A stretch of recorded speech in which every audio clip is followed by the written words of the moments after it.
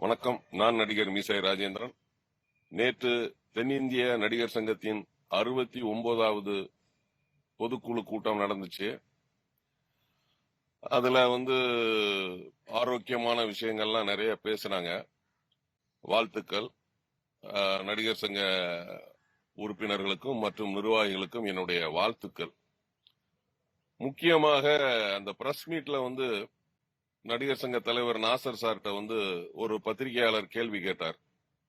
நடிகர் சங்க கட்டடத்துக்கு கேப்டன் அவர்களுடைய பேர் வைக்கணும் அப்படின்னு சொல்லிட்டு, அதற்கு நாசர் சார் பதில் சொல்வதற்கு வரும்போது துணைத் தலைவர் திரு பூச்சி முருகன் சார் அவர்கள் ஏற்கனவே அதை சங்கரதாஸ் பேரு அவர்கள் பேரு இருக்குது, மெயின் பில்டிங் நாங்க அந்த பேர் தான் வைப்போம், ஒரு 2-3 அரங்கங்கள் இருக்கு, அதுல நாங்க அப்படின்னு சொல்லிட்டு டக்குன்னு ஜம்ப் ஆகி அவர் என்ன சொன்னார் அப்படின்னா, இந்த பொதுக்குழுல எல்லாருமே நிர்வாகத்திட்ட சொல்லியிருக்கிறாங்க, நிர்வாகம் அதை முடிவு எடுக்கும் அப்படின்னு சொன்னாரு. தயவு செய்து இந்த காணொளி மூலமா நான் உங்ககிட்ட கேட்டுக்கிறேன்,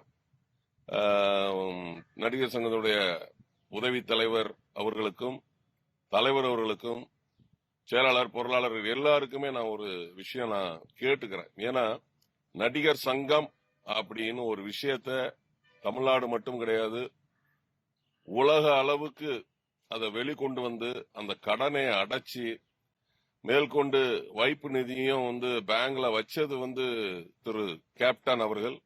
தயவு செய்து அவரை மறக்காம நீங்க அவருடைய பெயரை நிச்சயமா வைக்கணும். என்னைய மாதிரி நடிகர்களோட வேண்டுகோள் இது.